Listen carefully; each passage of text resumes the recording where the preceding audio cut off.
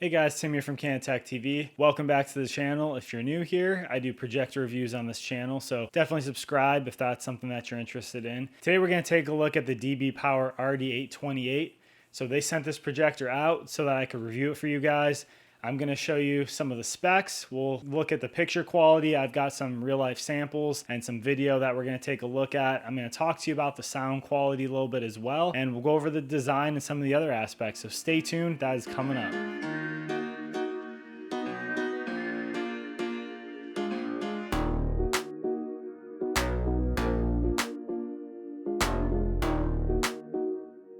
So guys, this is a native 1080p projector, and this has a good set of features to it. Like I said, native 1080p, it has wireless Wi-Fi screen mirroring, it's got digital zoom, so that means you can basically go from 50 to 100% zoom.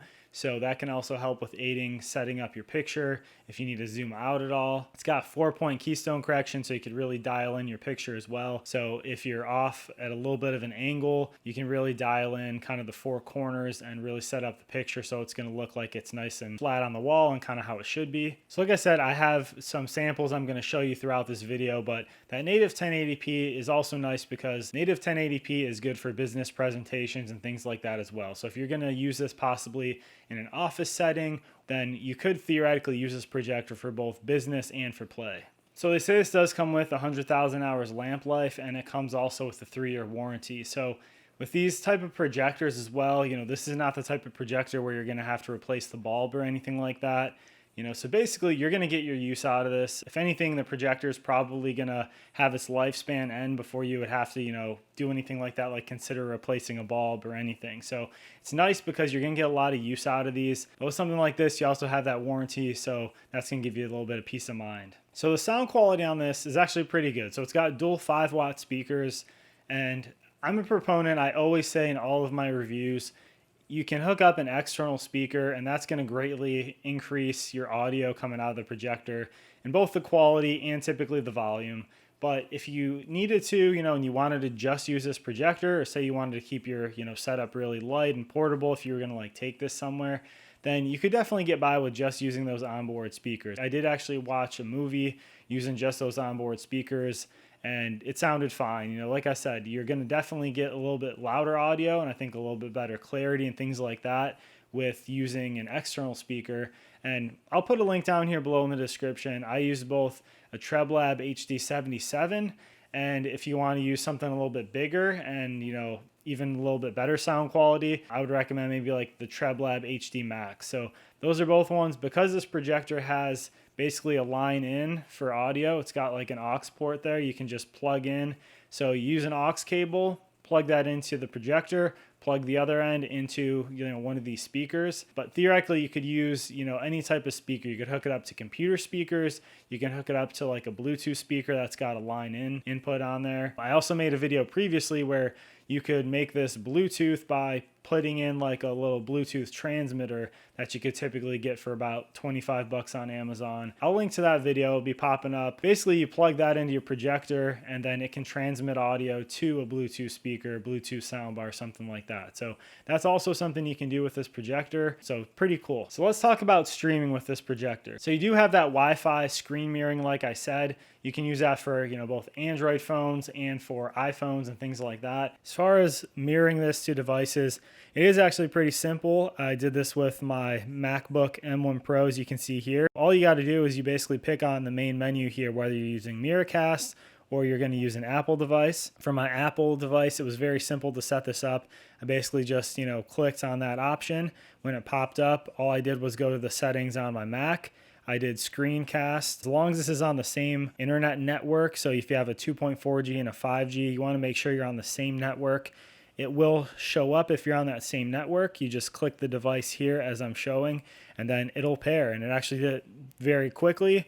It did it seamlessly. I was able to put up a web page here. I was able to bring up my Apple TV subscription. So it's pretty cool if you want to just hook this up wirelessly that way without having to use a physical connection and the HDMI cord. As far as an Android device, same thing. You kind of hit the Miracast, and then on your phone for your Android device, you should have in your drop-down menu from the top, same thing, hit that cast icon. As long as you're on the same network, it should appear there. You select the name and it's going to mirror to it. So one of the things is, due to HDCP copyright, you're not going to be able to wirelessly stream apps like Netflix, Amazon Prime, Hulu, that kind of stuff. Typically, what I do recommend is just use like a Fire Stick, use a Roku stick, Roku player, something like that to hook up to this, because honestly, that's easier.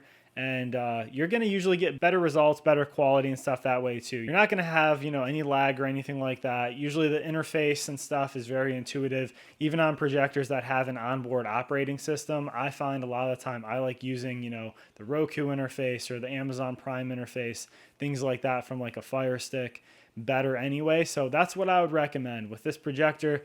The easiest thing honestly is going to be use that HDMI connection there. Hook up, an external device, a streaming stick, something like that. And then that's going to house all of your apps, and then you can just stream through there. And it's very simple and easy to do. But yeah, guys, that 4-point keystone correction is pretty cool. As you can see here, the menu is very intuitive. Basically, you correct each point individually. So the 4 corners you're going to correct, and you just hit OK and it moves on to the next one. So that's very easy to set up. As far as that digital zoom, it goes from 60 to 100. So you can't zoom in, but you can zoom back. So depending on how big of a picture you have, if you need to dial that back a little bit, as you can see here, you can zoom all the way back to 60% and get that smaller, and then you can zoom back up to that 100%. This does have ceiling mount options. So on the bottom here, you're going to see on the 4 corners here, there's little rubber grips. So if you actually peel those off, there's actually a thread below that. So those threads are going to be how you actually connect this to a ceiling mount. So if you're not going to use that, you just, keep those on, don't even touch them. But if you do want to actually mount this and use a ceiling mount that's going to attach to those, just pry those off, and then you'll find the threads below those rubberized grips. So guys, I touched on the sound quality as far as like the speakers. As far as the actual fan noise, it's, comparable to other models out there in this price range and everything like that. The setup is always key with this kind of stuff too. If you're real close to the projector, you're going to hear more of that fan noise and stuff. Like I mentioned also, if you hook up an external speaker to this projector, that's going to be one way to drastically improve the sound and the audio as well. So getting down to the actual video quality and playing this with, movies and streaming, TV shows, all that kind of stuff. I did watch basically like 2 different movies on this. One I did through Apple TV and streaming through my Roku player that way. Worked great. Like I said, I listened to the speakers from the onboard speakers and it sounded fine. I was able to listen to everything. The other thing we did was we did have a file on a USB stick that we hooked in, played a movie off of that. Works completely fine as well. So that's another option. If you have some media on a device like that, you can hook it up to this as well and, play your movies, watch PowerPoints, watch presentations, watch if you have any collages of pictures and things like that. All that stuff can be done with this projector. I really liked the video quality. I have this in my media room. The screen that you're seeing this on is a 100-inch diagonal Elite Screens projector screen there. So this was about, I'd say, like 9 feet or so away. I use a little tripod that I basically have it sat on top of. It's got a little kind of platform then where it holds the projector on top. And like I said, 100-inch diagonal screen and picture. It was pretty easy to set up with as far as, keystone correction and things like that. I got it looking pretty good, I thought, for my setup there. And I do like the quality. It looks good, the colors, the blacks, things like that. One of the things is you don't get, deep like OLED blacks and stuff with, this type of technology. It's not going to be, something like that. And obviously for this price range, that's not something you should expect. But I like the quality you can kind of see here in the images and kind of the video I'm showing you.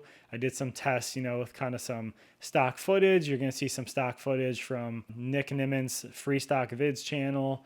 You're going to see, kind of going through the interfaces and kind of what that looks like. If, we're going through the Roku menu and, things like Apple TV, things like that. So that's one thing with the native 1080p. It's very easy to read the menus and kind of read the interfaces. If you're going through there and looking at episodes and looking at descriptions and all the little kind of fine print and details on some of those pages. They come through, you know, very well, very clear, and you're not going to have any issues reading any type of text like that. But I really do love this projector. I think their performance, and as far as like the video and the samples you saw there, they all look good. Like I said, you can hook up an external speaker using kind of an aux line into that to a speaker. Some of the other inputs that you can see here, there's multiple HDMI inputs, which I like. So if you have two different devices, say you have like a PlayStation or an Xbox hooked up, and then you hook up, you know, Roku or Fire Stick, something like that, you can easily switch them between your two HDMI settings. And I do think that design is cool. This is one of the better projectors that I've seen as far as the design aspect. It's got that little fabric kind of on the top there. It gives it a nice cool touch. It gives it kind of a modern look. And when it's in standby,